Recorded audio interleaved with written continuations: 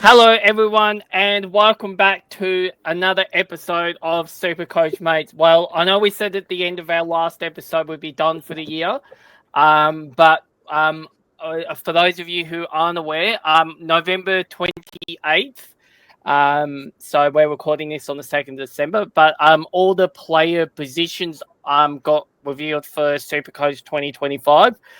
Which obviously always throws up some, interesting takeaways and whatnot. So what we're going to do is we're just going to have a quick look at some of the players who we think you should perhaps be looking at based on their position purely. This is obviously excluding their prices. They haven't been released yet. So as per normal, I am joined by Thomas. How are you going, Thomas? How was your news on November 28th when the positions got released? Did it sort of confirm some players for you? Did it perhaps cross some players off for you? How did you sort of take the news sort of at a first glance? Yeah, you're going well, Nath. It's an interesting kind of period of the season. Like, obviously, we're doing this off a whim more so than anything. And a lot of this stuff is early preseason doors. So we're basing this a lot of what we saw last year and a lot of the news we've seen on rookies. A couple interesting, or maybe not so much surprising, but definitely interesting positional news and something which I think we'll talk about in a little bit when I reveal kind of my early preseason side. Some hot debate, I think, in how you play the game next year.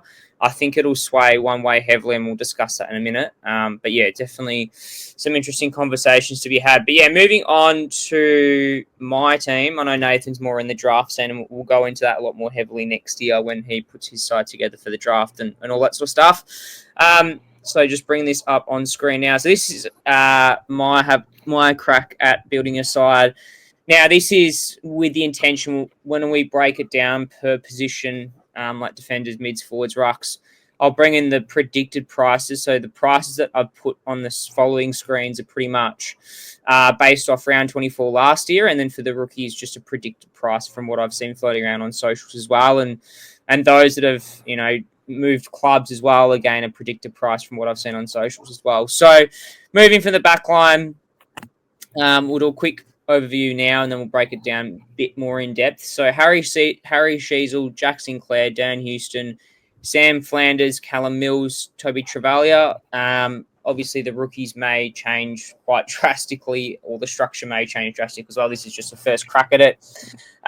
Marcus Bontempelli, Nick Dacos, Zach Butters, Will Day, Clayton Oliver, Levi Ashcroft, Jagger Smith, Langford.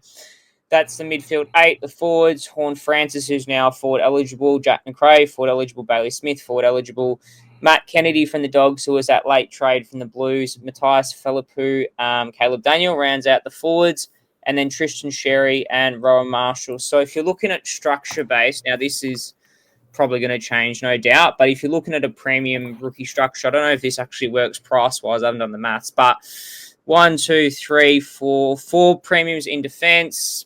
Then you got another 1, 2, 3, 7, 8, 10 bona fide premiums. And then you've got the likes of Mills, Oliver, Day. That's 3, 4, 5, around about 5 to 6 mid prices. But I'd be surprised if I could afford this team off the bat. But you'd probably have to remove probably 2 or 3 of those mid prices to straight out rookies. But what are your thoughts off the bat immediately, Nath, on what are your thoughts on this side?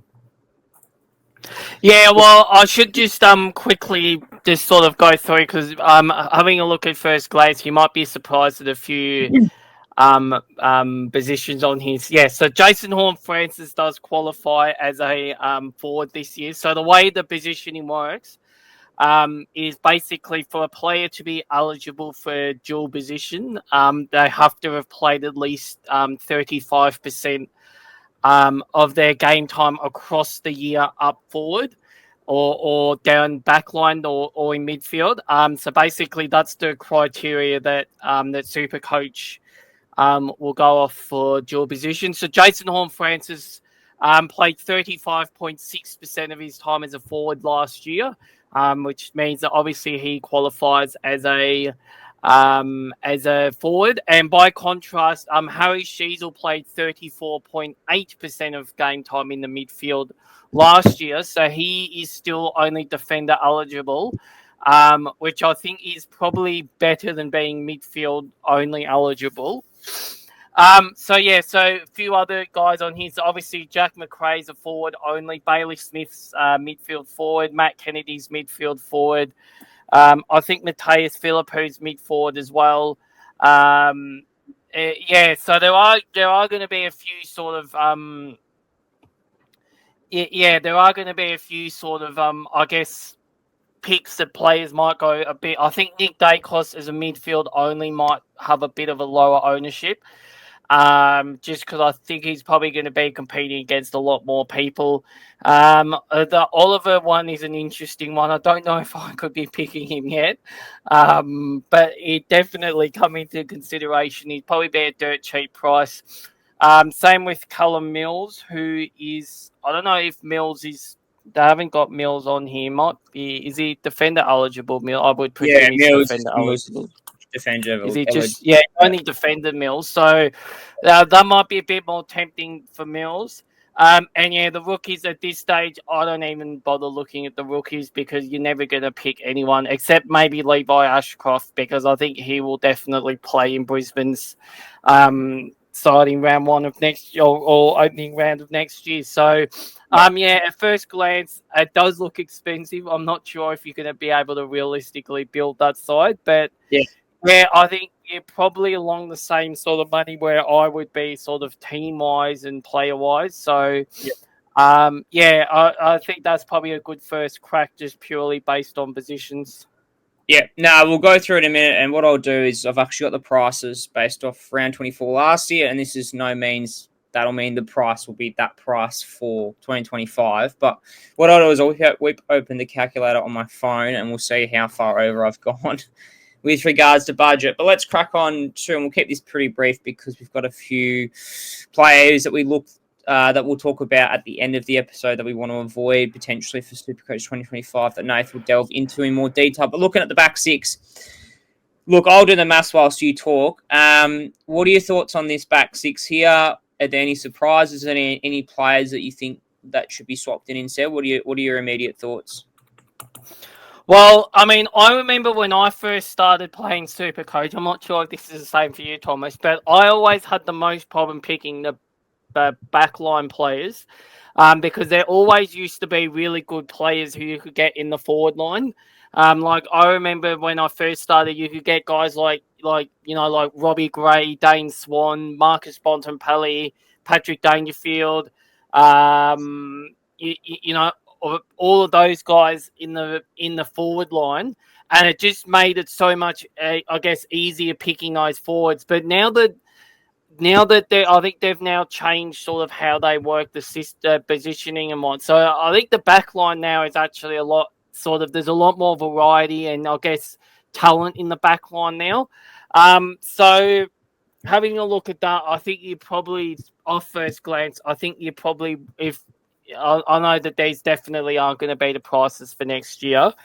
And of course, these prices, as Thomas said, they are based off of round 24 from this year. So I know that they have their magic formula that they do to work out the prices, which they've never revealed to the public. But I would say 118 average. Sheasel's probably looking at about 680 around that mark. Sinclair's, probably about around that mark as well. I mean, I think the back line now, I mean, you've got Tom Stewart down there, you've got James Sicily down there, you've got Darcy Moore down there. Not that I'd probably really be picking him for SuperCoach.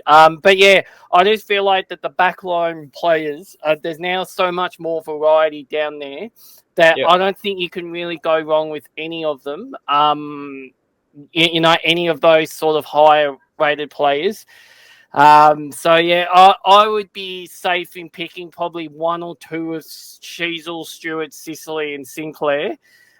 Next year, I'd probably start with two of them. And then I don't know who the third one would be, whether or not I would go down the Flanders path or, a Houston path for a bit cheaper. which, he will be a bit cheaper.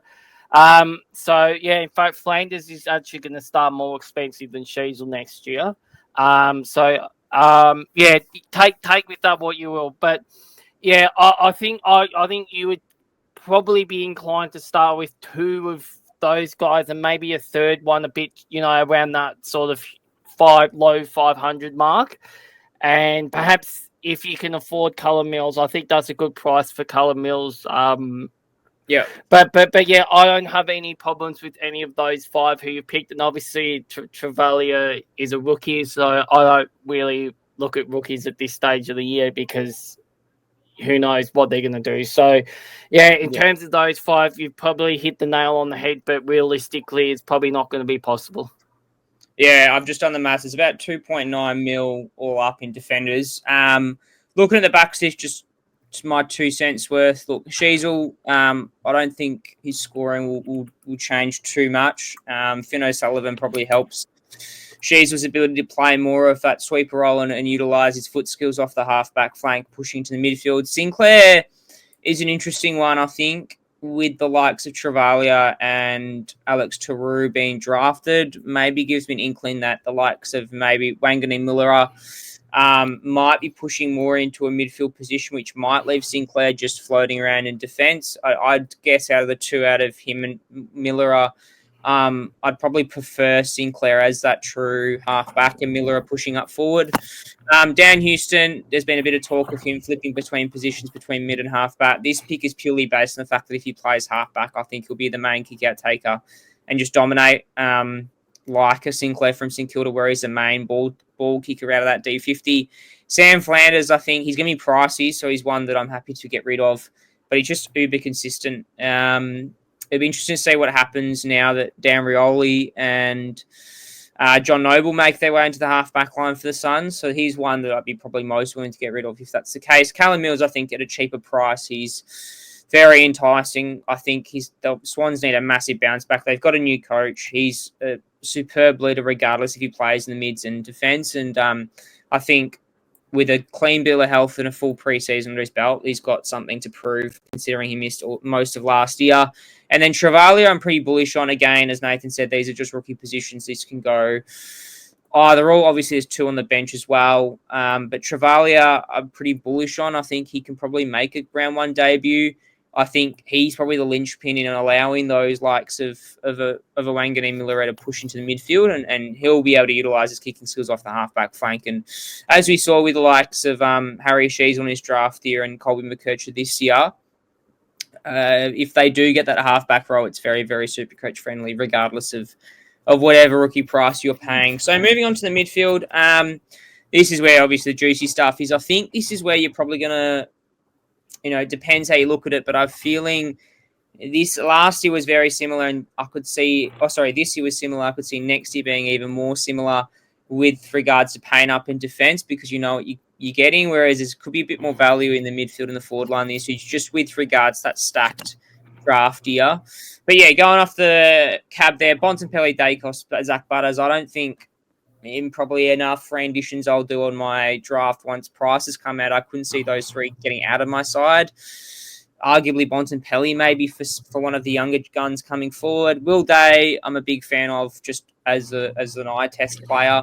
I think you look at Jai Newcomb and how well he did when the Hawks started to make a surge. I think Will Day is going to really positively benefit from how well Meek was going in the ruck. I think he can really improve that average, and when he's got a full bill of health as well. Clayton Oliver, this is obviously dependent on how his preseason will go. If he has a full preseason, I think he's got a big point to prove, considering he was on the trade table, as rumours suggested, and he was basically halfway out the door in some regards, whether how true that was or not. But yeah, I think he's got a big 2025 in, as does Petrarca for that regards, but Oliver's obviously a cheap one at the two. Levi Ashcroft's a ball magnet, so is Jagger Smith. It'll be interesting to hear about Jagger Smith from Nathan's perspective, and Hugh Langford as well. I think he's probably the key to that third big-bodied midfielder like your Tom Green kind of esque. I don't know if they'll play him straight away in the mids, but I could see him benefiting the likes of Oliver and helping Oliver and Petrarca in that middle three. And he's probably, Neil Bullen's left. That opens up an extra midfield rotation. I don't think Viney Petrarch and Oliver will be there the whole time, and I think Langford helps that scenario. So what are your thoughts, Nathan, quickly on those starting 8? Is anyone else you would think would like to bring in instead of one of the starting 8? Yeah, I think Bond, Dacos, and Butters are no-brainers. I think they would probably be my first rendition as well. Will Day, I'd be happy to take a punt on Will Day now before his price comes out, because I think he's someone who can sort of push into that 105, 110 point average. Oliver would need a massive preseason, no dramas, just head down, butt out, working hard, for me to even consider him. Levi Ashcroft, I think, speaks for himself at this stage. You know, he's, from what I've heard of him, is Nick Dacos clone. When he can add, in my opinion, the best player in the draft to a premiership side, he will definitely be there round 0 unless he's injured. And then obviously the rookies, as we touched on the rookies, obviously they are changing. But I would be happy to lock away Ashcroft now, just based on what I've heard. But yeah, I've got no, I guess, qualms there with any of those guys. But obviously, the top 3 there are all interchangeable. Some people might even get rid of, say, Oliver and put in a 4th guy, and use the extra bit to go down to a rookie somewhere else. So, I guess this is probably the thing that makes or breaks sides, is how you structure it. So, I would probably be inclined to, I would probably be inclined to go with the 3 and a Will Day or Oliver. I don't think I would do both of them, and sort of have a look at that range. But yeah, as I said, the midfielders, look, there's a whole bunch of names you can put through the midfield, and I think there's probably a good 8 to 10 midfielders up the top there who you could probably confidently pick, and they would probably get the job done most weeks anyway. Like Merritt, Neil. I think Walsh will be back to his best next year if he stays on the park in pre-season. I think Brayshaw, Sarong, and Freo, I think they're going to have a big year. So, Anderson, Tom Green, I think there's a whole bunch of guys there you could probably confidently pick. So, yeah, I've got no problems with the midfield. But, yeah, I probably wouldn't be picking both of Day or Oliver. I'd probably only be picking one. Yeah, that's what I'll probably end up doing anyway. I think taking both is very, very risky. We just had to look at this year, people had Matt Crouch and Ollie Wines at times for those budget-esque midfielders, and it just went down like a sinking ship. I think if you had both, you'd struggle to really get a consistent score in. Having said that, I think one thing I learned in comparison to previous years, just looking at, I understand you got Neil, Brayshaw, Merritt, Sarong, they're all very, very good players, and they all kind of rank in that top 10 consistently. I think one thing you got to be careful of, and one thing you got to weigh up, is you want to pick players, particularly in SuperCoach, in comparison to AFL Fantasy, is more of those impactful players rather than those accumulators, because I had all of Sarong, Merritt, Butters, those players all at once, and at times it just felt like they all needed 40 disposals to score above 120, which was definitely frustrating. And I think if they didn't get that massive amount of disposals, particularly Sarong in the latter parts of the year, I think that makes it hard. And that getting stuck in patches at all at once, almost at scoring those early hundreds rather than those 120s. So you look at like a Bontempelli, for example, he's got the ability to push forward, kick goals, contested possessions. Just a beast in that category, and that's why his average is the highest in the game. But yeah, definitely interesting conversation to have, especially when we'll probably redo this side once prices come into play and the picker is officially open. But moving on to the forward line, this is where it gets real dicey, and having seen some of these newly traded players eligible in the forward line, I could see the forward line being the one line where you could take the most amount of risk. So as I said there, Horne-Francis, I think, probably picks himself now. He's a forward eligible. Average 99.7 as a midfielder, so as a forward, that puts him in kind of top 10 category potential. Jack McRae, I think he's a really underrated selection that we got to help our midfielder. I think he just plays there, and almost probably I would be bullish in suggesting that he gets to his best form that playing for St Kilda as a number one on baller at 398k predicted. Bailey Smith, this will depend whether they dump him on a wing or an on-field ball. I could see him playing alongside Max Holmes in a centre bounce rotation quite consistently. I think he's also got a point to prove, having had so much talent associated with him at the Dogs, and then that ACL injury really putting that to a stop. So if he gets a healthy preseason or a full preseason with that healthy ACL, then I think he's a good pick. Matt Kennedy's an interesting one. I only put him in because of the rumours around that kind of dog rotation. If he's able to push, say, a Liberatore or Ed Richards out of that role and play that third mid defensive, I think the Dogs really messed up their rotations this year, and that's half the reason why they didn't get past that elimination final.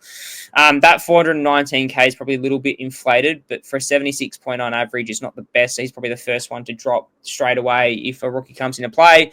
Phillip, who I'm very, very bullish on as a St Kilda supporter, is now in his third year. He's bulked up in size. All things reported, he came second in the time trial, or at least top 5, and really starting to present leadership opportunities in that club. And I think he can play a much more consistent midfield role, which makes him even more enticing.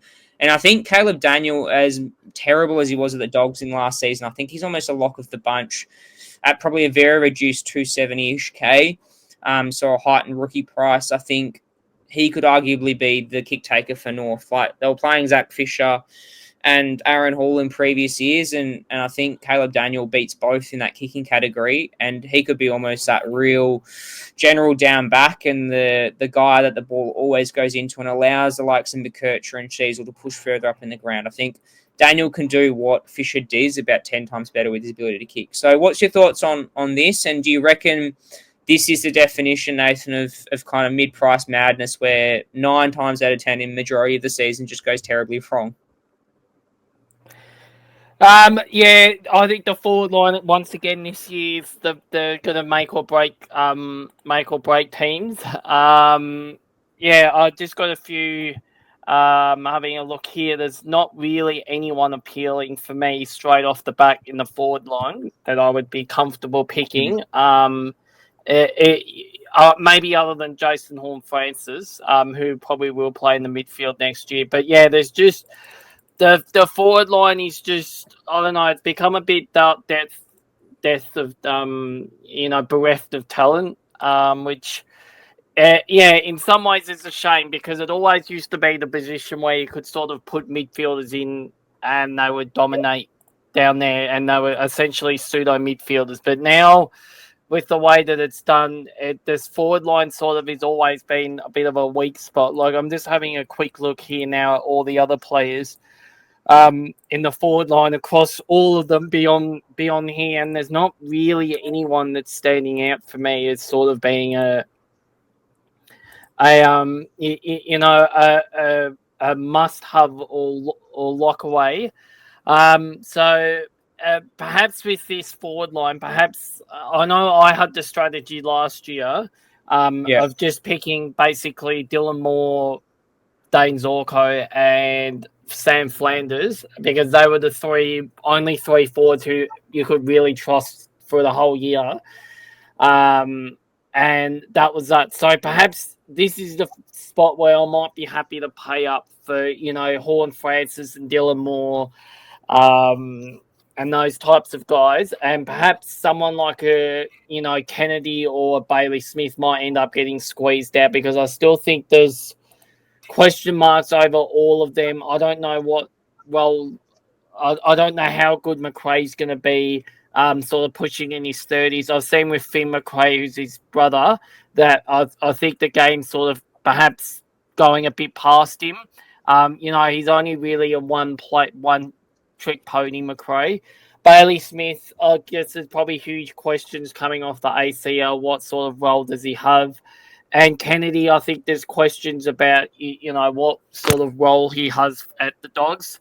So, I think this might be the, the one where I just go, let's just pay up for Horne-Francis and Dylan Moore and one more and just be done with it and just work around the rest of the side there. Because, there's just no one that really stands out.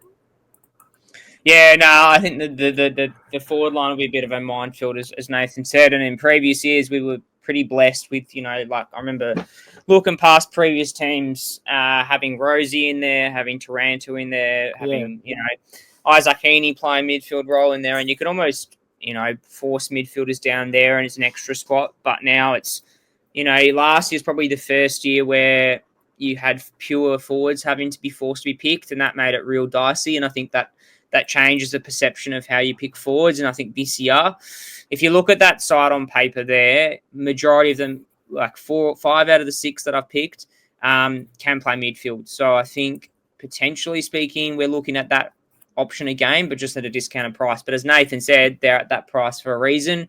They're all at new clubs, so it's a different story entirely. So it'll be definitely interesting to see how that forward line goes if I decide to go that way. But lucky last, before we move into some players that we should or both agree on that we should definitely avoid, and that is the ruck. So what I've decided, and I think a glaring omissions Max scored, is Rowell Marshall, being a St Kilda supporter, it's a little bit biased. He was 3rd ranked off the cab in averaging rucks for 2024, 637.3k, 112 average, I think. The only reason I got rid of him was I remember that disastrous, almost potential injury that he had against Port. He came back on, scored about a 60, and that really stuffed me over. But ended up, he didn't really get impacted by that injury, and then he kind of went on to score well. And Tristan Jerry is the main one. Went from strength to strength in his year last year for North, and I think with some of the players they brought in, a better midfield now with Luke Parker in there for a bit of leadership. You got Finn O'Sullivan there. I can only see that average improving. It was by far and away the number 1 ruck at majority of the stages of that time last year. But what are your thoughts, Nathan? I think the first one is there emotion of Gawn. Do we think Gawn is similar to, like you mentioned about McRae, maybe getting a bit older, the game's past him? Or on the flip side, do you reckon this could be the year where you experiment with having maybe a cheaper ruck in there where the one pops up over preseason that becomes enticing? Or do you reckon we just stick with 2 guns that are pretty confident can move into the end of round 24 next year and be the top 2 averaging rucks? No. If you start playing risks with your ruck line, you'll get burnt. It's happened time and time again. Unless there is a clear standout, a la like a Matt Flynn scenario where someone's like 200k and, the other ruckmans are injured, there's no point going down that path. You might just as well as pick 2 guys who you think are going to be the top 2 of the top 5 ruckmen for the year, and just set and forget that, because you can use your trades better in other spots of the park, to bolster your midfield where there is a lot more variety than the ruck line, because there's probably only really, 5 or 6 names that I would probably consider off first glance for the rucks before the prices came out. I think this is the one position where you just got to pay up for the 2 big guys and just forget about it. Yeah, no, I 100% agree with Nathan there. I think that's the way to go with the rucks. It's always a dicier situation to chop and change with your ruck line and go the risky route. I think almost in season's better to do that when you kind of target it based off form. But I think a set and forget ruck combo for next season is definitely the way to go. But before we move into the traps, I've done the maths here. 9.864 million. So obviously the team itself is under 10, but you've got to also account for 2, 4, 8 bench spots. So I'm about a mil over if you add on the bench spots as well, about a mil or 2 over. So just looking back on the side, I think, you look the likes of maybe Matt Kennedy down to a rookie, Oliver down to a rookie, one of the 4 defensive premiums, or one of maybe Mills going down if he doesn't quite show enough form. And I think you got a side there. So I think, definitely interesting to see how this team changes once the official pick opens and how that alters based on price, but we'll give you another update when that comes to that one. But just thought I wanted to give that one out there to listeners and see how you guys view some of the players, especially now the positions have been released. But moving forward to some of the traps that Nathan has gone through with a bit of research, and I'm interested to see what he thinks based off the stats that I provide to him and the reason why he believes that you should not go for one of these players. But I think there's about 5 here. So we'll start off with number 1, Paddy Cripps. This one, I can understand where he's coming from, Nathan, but interesting to see what he says. Based off the stats here, 110.5 SuperCoach points. He was ranked 11th in the mids, which is, I would argue, a little bit concerning based off the fact that he was looking like he was dominating a game for the Blues. A total score of 25.41 and a 2024 round 24 price of 574.2k. So sub 600. What are your thoughts, or why do you think we should not pick Paddy Cripps in 2025, Nath? Yeah, well, I just think it's very, very sort of basic that historically players who win the Brownlow medal don't have as good a year the next season. So there are obviously a few exceptions to that, but historically speaking, there is a sort of a bit of a trend that, yeah, as I said, the players who win the Brownlow come out the next year and they don't do as well. I don't know if that's because they get extra attention, so it's sort of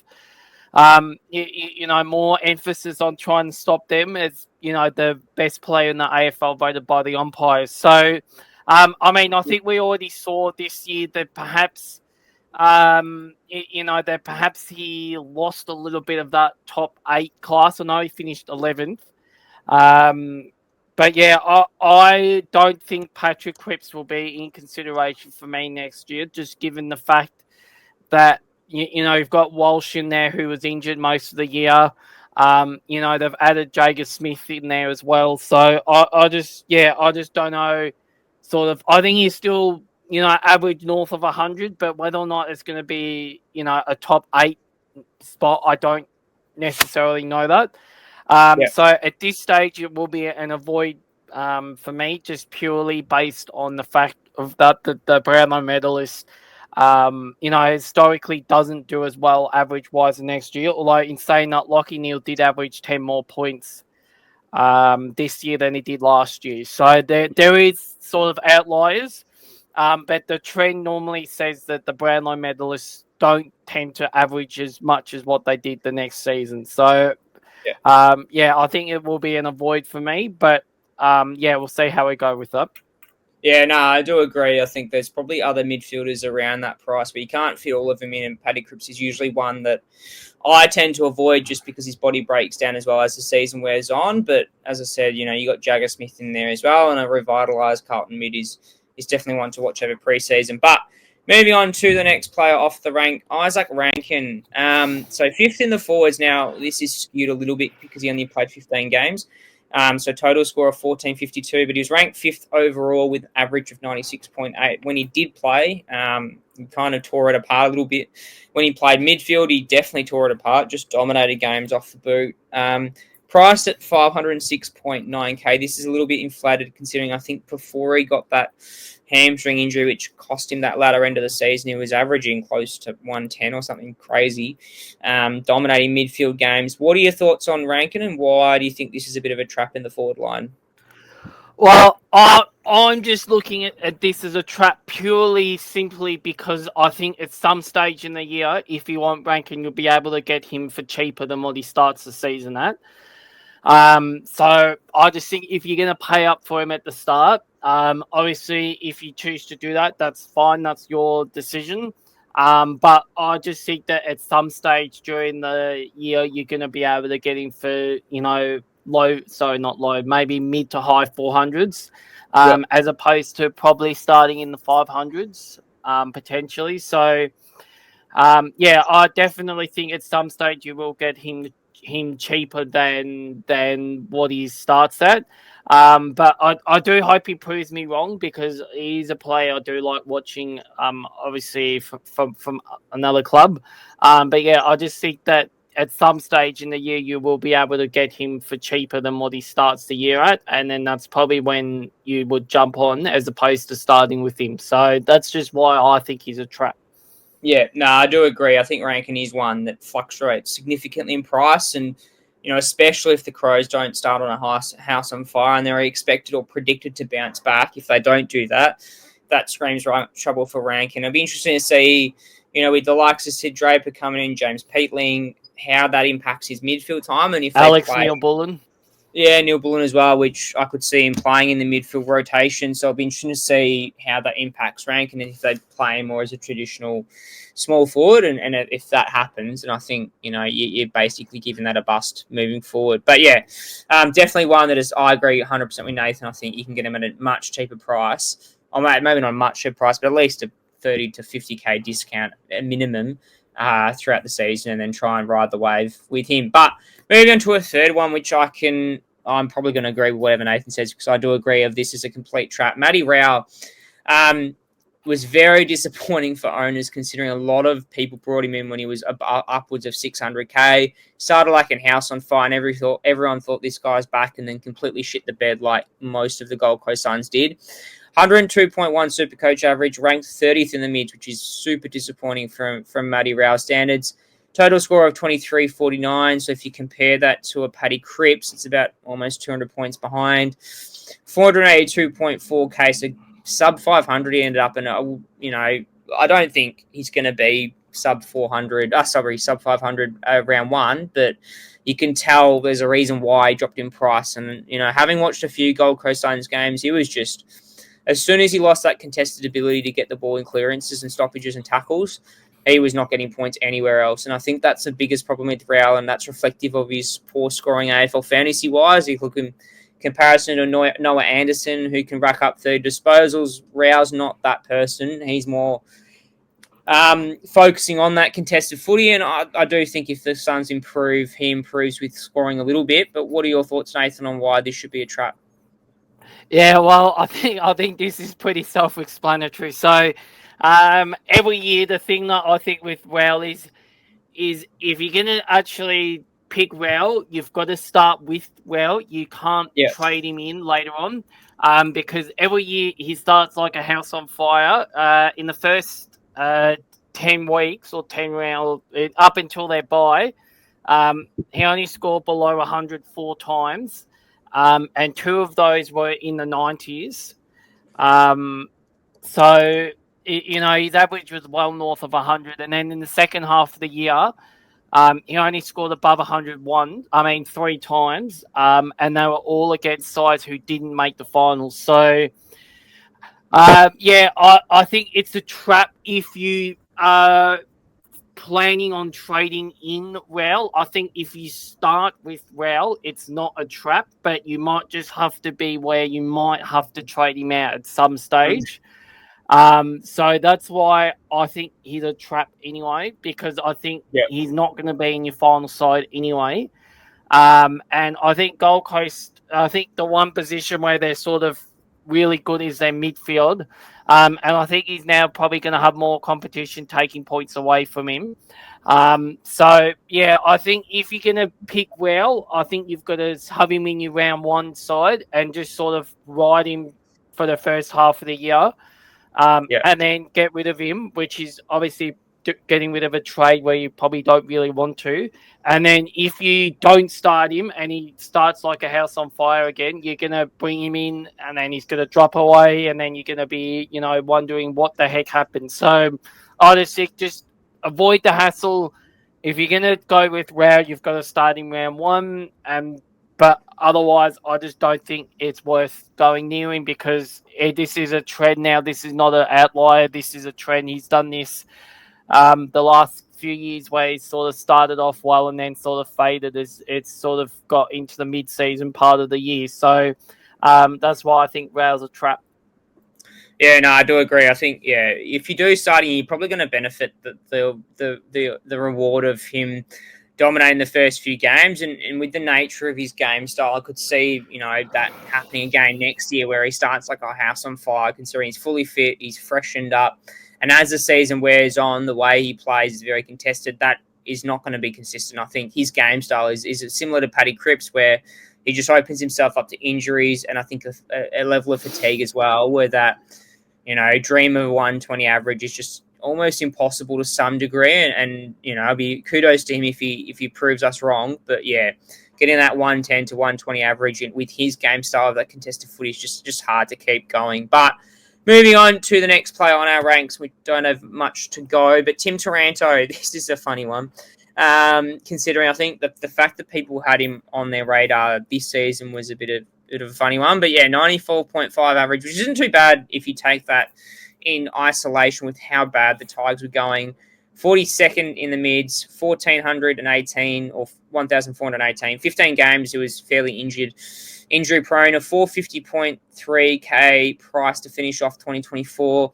Look, if I just bring up his stats in a minute, give me 2 seconds. So when he did play, I think his scoring was actually very, very consistent. Yeah, I've just got it up here. So if you look in isolation, he played the first 4 or 5 rounds, including opening round, scored terribly in the first round, in opening round. But if you take that out of isolation, because that doesn't count in SuperCoach, 105, 100, 128, 92. So if you look at that, that's pretty good. But having said that, he was 596k, and then he had that long stint off with injury. When he came back, he went 105, 139, 95, 122, and then dropped off. So 79, 48, 107, 80, 64, 105. So he went down and down and down to his lowest score at 450.3k. Look, I think the answer here is pretty obvious, Nathan, but is this simply the fact that Richmond are going to be pretty terrible next season with the amount of draftees being picked? Or could you make even an argument, say if he's in that price category of the Will Days and Clayton Oliver, as we discussed earlier, that he could be a smoky based on the fact he's probably, if he stays fit, he's going to play that number 1 midfield, and he's probably got some level of responsibility to carry that leadership in the midfield and could make him, a really dominant force in that midfield. No, not for me. I'll just be blunt. No, yeah. I think Taranto is your classic AFL fantasy player. He gets a lot of the ball, but he doesn't necessarily use it all that well. I think at one stage he was one of the worst kicks in the AFL. So I think that's enough said about that. And then obviously, yes, if he does get injured, he is injury prone. Then you've got to get rid of another trade, and at his price, you cannot be wasting trades on someone who you've picked as a mid-pricer, because he's broken down with his body. So I just think just save yourself the heartache. The only possible way I would have considered him was if he was forward or defence eligible, but he's only midfield eligible. So I think that just makes it more appealing to me to just put him out on the blank list. I think if you can get, if you can tell me that you're going to pick Will Day, who, is in a Hawthorn side that's, being touted as the next big thing, or Clayton Oliver, who surely couldn't have as bad a year as he did last year, for basically the same price as a player who's probably going to play in the side who finishes, bottom 3, and will miss a few games for your injury, I definitely know which 2 options I'll be picking. So just save yourself the heartache. If you're in fantasy, perhaps have a look at him. If you're in draft, I don't think he's a bad option in draft, because he does consistently score well. But for classic, when you've got the trade cap, you've got the salary cap, I just don't think it's worth that risk. Yeah, no, 100% agree. He's definitely a more AFL fantasy-oriented player. Look, he's, a very butcher of the ball, doesn't use disposal efficiency, or doesn't have high disposal efficiency, due to the nature of the way he plays, kind of that crash and bash midfielder, just gets the ball forward, and has a ton of disposals in the process. But I think there's way, way better options and more consistent options. And I think if we look at that lens of Richmond not being very good next season, you look at LDU, for example, who's a better version almost of Taranto, but wasn't really that popular in the fact that, you look at North Melbourne and how poorly they went last season as well. When they get pantsed and get beaten by over 100 points, then someone like Taranto is just not going to score very well regardless of how he plays. He's just not one of those players that is going to score well on a losing side. And then just to rack it off, we've got 2 more left. Jeremy McGovern. This is interesting because I owned McGovern all of last season and was quite impressed with how he went uber consistent. 110.3 average, 5th in defence, 2,095 total. This was a 19-game sample size and a 602.7k price tag. Look, I was worried as anything with his injury history and the way his body was basically ready to fall apart at a drop of a needle. But having said that, he surprised me and other owners alike when he just went from strength to strength and just didn't look like scoring under 80 at any point throughout the season. Played a very SuperCoach friendly role. I have a feeling I know what you're going to say with regards to McGovern, but why do you think this is a bit of a trap, considering he could be quite a popular pick next year based on average alone? Well, I think that second line there sums it up for me. I think his body, unfortunately, has just let him down time and time again. Probably a bit like the Taranto discussion. I feel like if you're in draft mode, this one does pain me as well because he did lead me to draft glory because basically no one else wanted him and I took him. And he ended up, I think, being the highest scoring defender after I picked him up when we did the draft in the second half of the year. So this one does hurt me, but I just am a little bit worried about what his price is going to be at based on that based on that average of 110. And the fact that I've just got to up his history now. So no other year in his career has he averaged more than 91 SuperCoach points. Yeah. And the last time he got even close to that was in 2017 when he played 22 games. He averaged 90.7, 2018 he averaged 89, 2019 he averaged 87.5. All of those were, all of those were basically injury-free seasons. But then the last 4 seasons, or even including this year, he's just broken down time and time again. So I think where I would be happy to say he's a trap purely based on the price, and I think you can get more reliable players around his price point who probably don't have the injury history. And the other, I guess the other thing that we've got to factor in as well is I don't know what impact Tom Barras leaving West Coast is going to have on his scoring as well. Mm-hmm. It could actually help him. But I just think at this stage there's probably too many, I guess, trauma episodes to reliably consider him. But if he does get through preseason, which has always been a problem with him, unfortunately, with his hamstrings and his whatnot, he definitely is someone who does score really well when he plays. So, again, probably a bit like the Rankine discussion. I feel like at some stage, unfortunately, his body is going to break down, and you probably are going to be able to pick him up at a cheaper price. But yeah, I think starting him, I think when you've got Stewart, Sicily, Sinclair, Sheasel, or maybe not so much Sheasel, but definitely the other 3, who are basically as fit as a fiddle, and they don't really miss games other than Sicily, getting himself suspended. I just think that there's safer options at his price point. But I will say that when he does play, he's a massive scorer, McGovern. So I guess that's why it pains me putting him in there. But I just think that the price versus the output, there might be a little bit of a red flag there.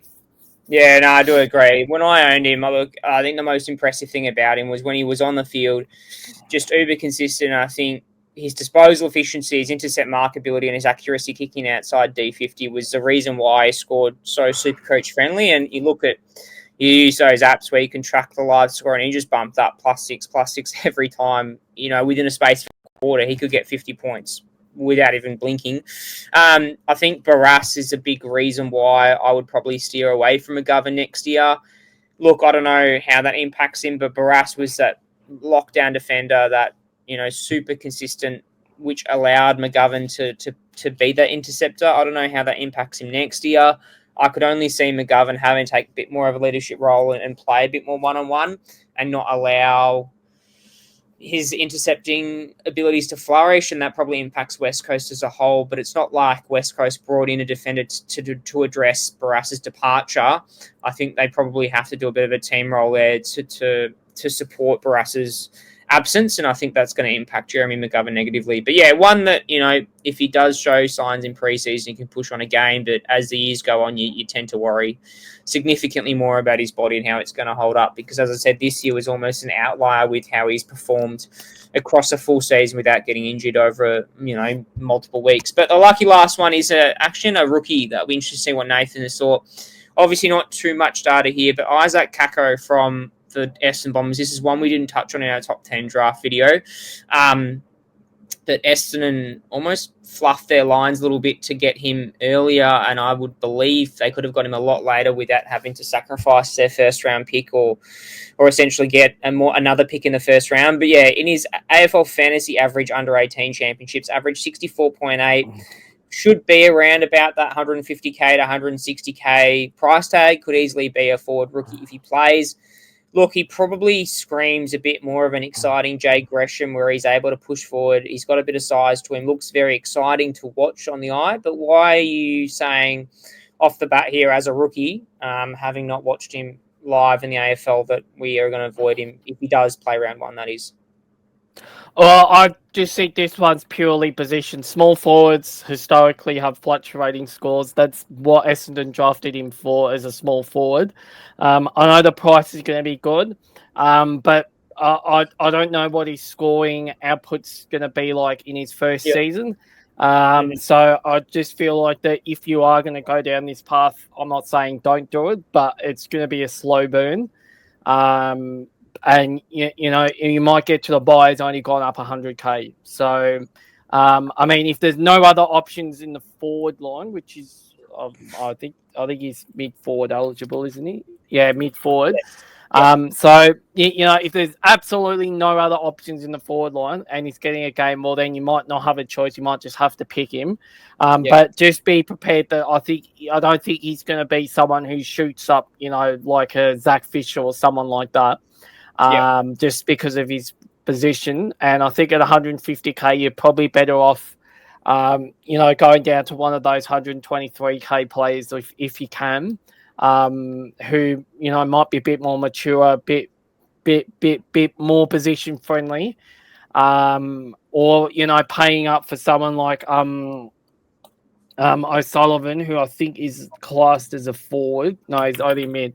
But yeah, you might be better off paying up for one. So I think he sort of just sits in no man's land. I don't like going after the rookies. I'm not a fan of going after the rookies, but I think this is one where I'm happy to sort of just do it purely based on the position. That I just don't think his scoring output is going to justify, having him in your side. But obviously, if it comes to round 3 and he does have a blinder, well then, you might not have a choice. You might have to get him in. But yeah, I don't think I'll be starting him just purely based on that role. Unless, as I said, the only way I will is if there is purely no other rookies in the forward line that are playing and he is named for round 1, then obviously you need the scores on the, in your club as opposed to having zeros in there. But yeah, I think at this stage, if there's other forward rookies who are presenting themselves, I will be picking them ahead of Kako. But I hope he does do well, because he does have all the traits of being a fantastic small forward, which is probably what Essendon need.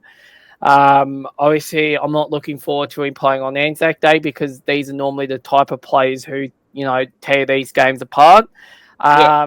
So yeah, it'd be interesting to see how it goes. But yeah, I think at this stage, it will be sort of a bit of a void, just purely based on position.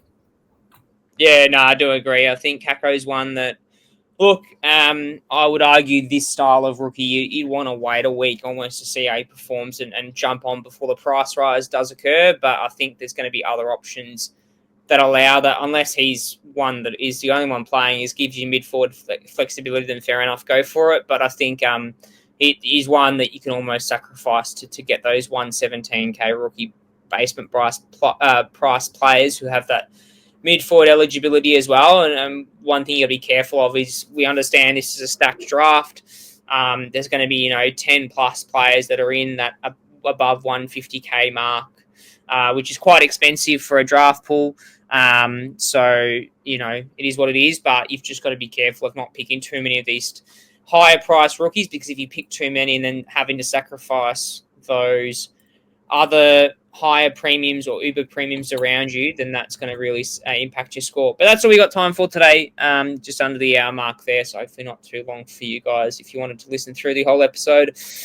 That's all from us for this year, unless we get the picker for some reason before 2025. I'm not too sure if that's the case, but we will be back.